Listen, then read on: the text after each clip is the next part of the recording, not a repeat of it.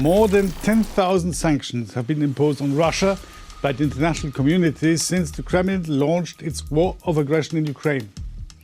The world's democracies are trying to stop the Putin regime and its ruthless and brutal campaign against a whole nation.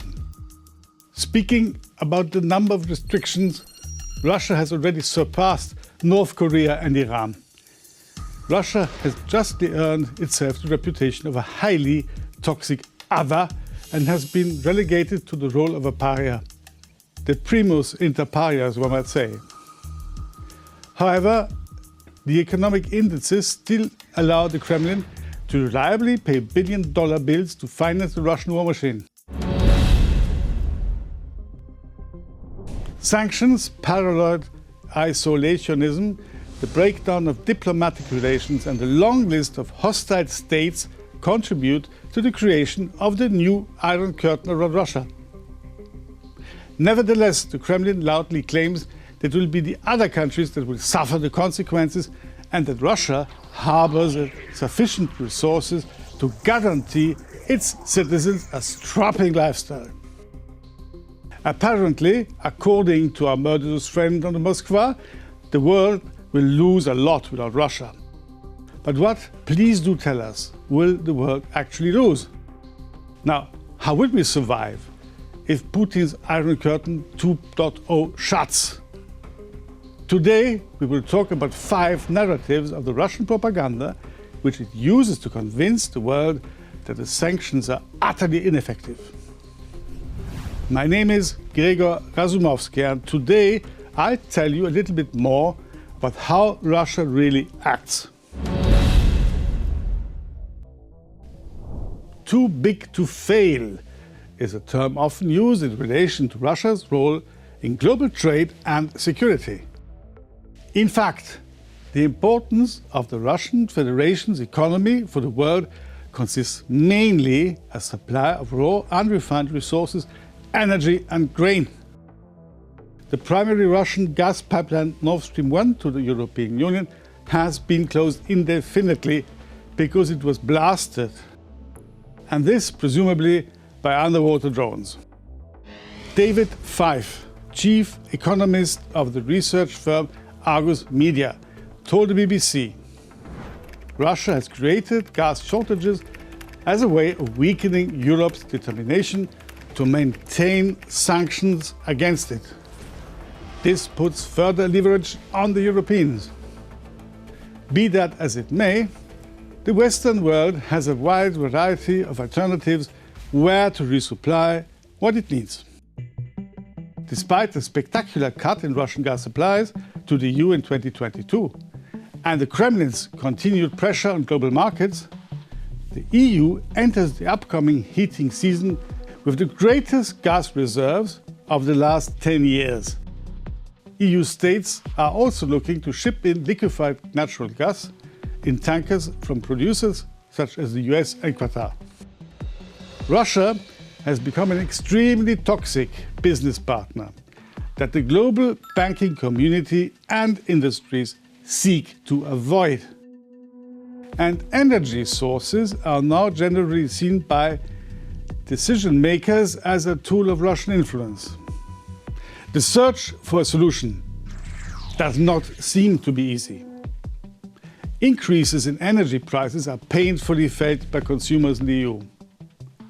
It seems that the necessity of going through the uncomfortable process of relinquishing the cheap but compromised Russian energy import is understood and does not require any additional discussions. The EU shot itself in the lungs with sanctions against Russia, says Hungarian Prime Minister Viktor Orban, warning that ill-considered economic sanctions against Russia risk destroying the European economy. A narrative implying that sanctions are harming Western industry and farmers is something actively propagated by Kremlin supporters in the West and Russian media alike. These efforts by Moscow to mitigate the consequences of sanctions on its economy have been shown to be entirely unfounded and serve only propaganda purposes. The current research-based prognosis is that none of the countries levying sanctions against Moscow will have as bad macroeconomic indices in 2022 as Russia. According to the forecasts of regulators, the Eurozone economy will grow by 2.6% this year, by 3.75% in the United Kingdom, while in the USA, this figure will reach 2.3%. At the same time, the policy of harsh sanctions against Russia is already leading to irreversible consequences in the Russian economy.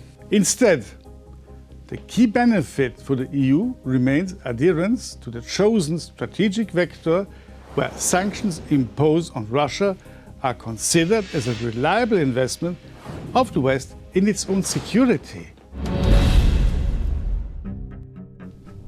Among opponents of the sanctions imposed on the Russian Federation, you often hear the reproach that the sanctions are very far from compelling Russia to exit Ukraine, and that instead they are causing inflation and great suffering worldwide as food reserves are waning and energy prices soar.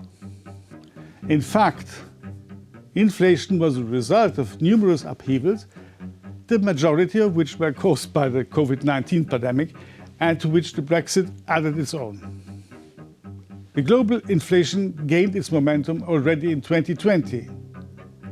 The governments of almost all countries around the world introduced large-scale lockdowns for the population and strict restrictions for business.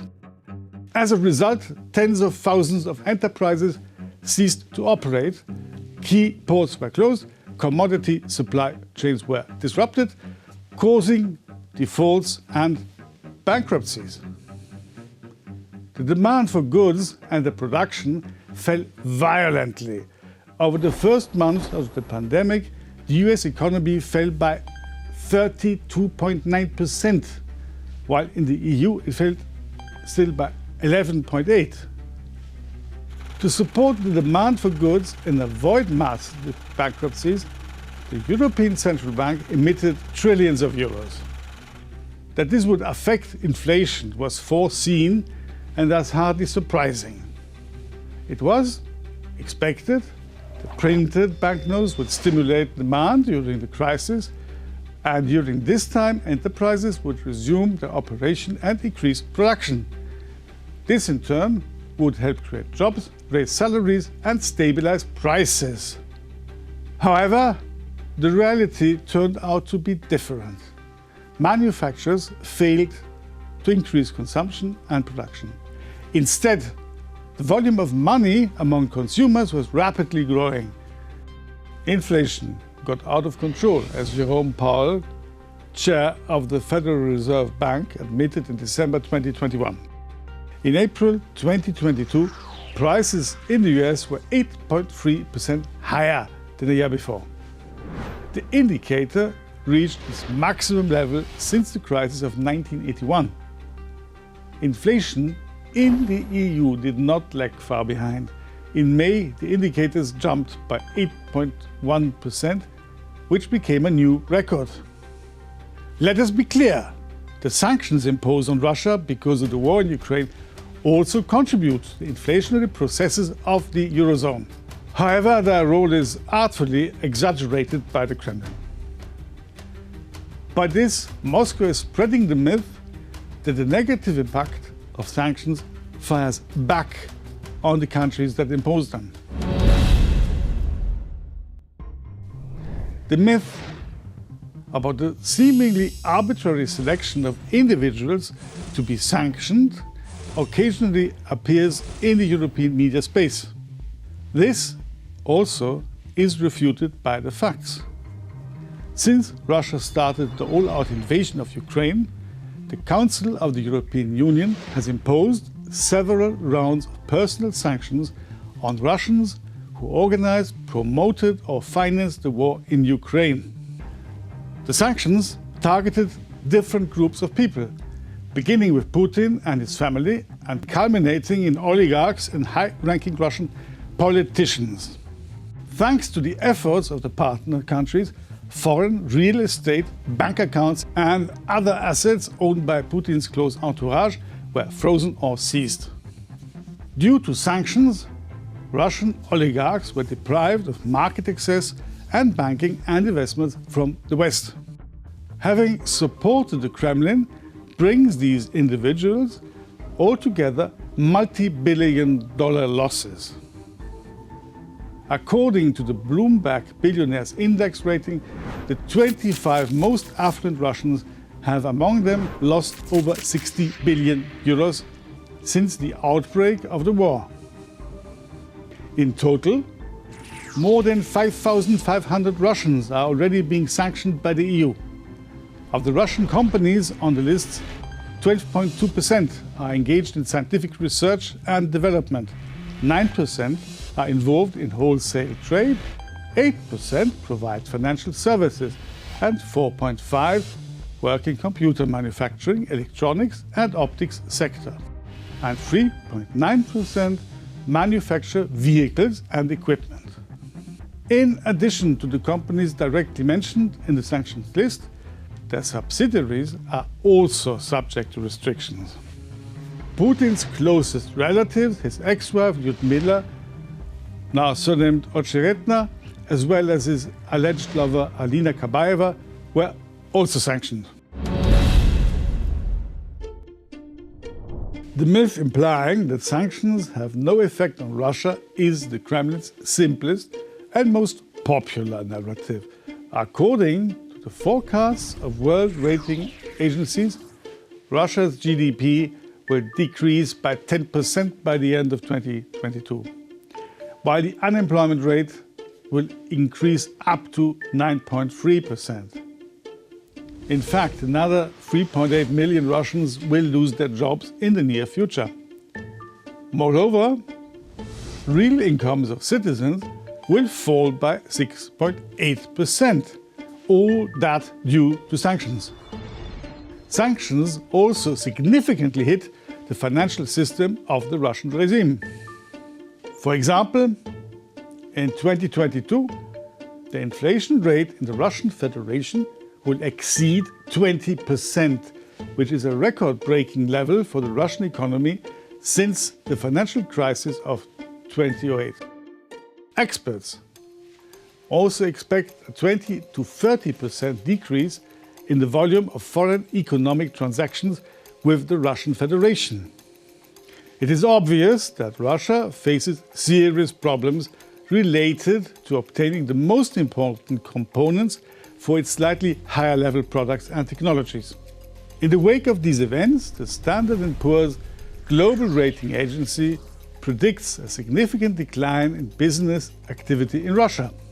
According to preliminary estimates by S&P, the Russian economy will need at least 10 years to get back to the level of early 2022. No need to remind anyone that in 2022, for the first time in this century, Russia had to default on external debt. This is the YouTube channel The Power of Reason. Always remember that our true power lies in rational thought and a clear mind when we're threatened with the daily flow of disinformation and the manipulation of news. So please, do the reasonable thing and subscribe to our channel right now.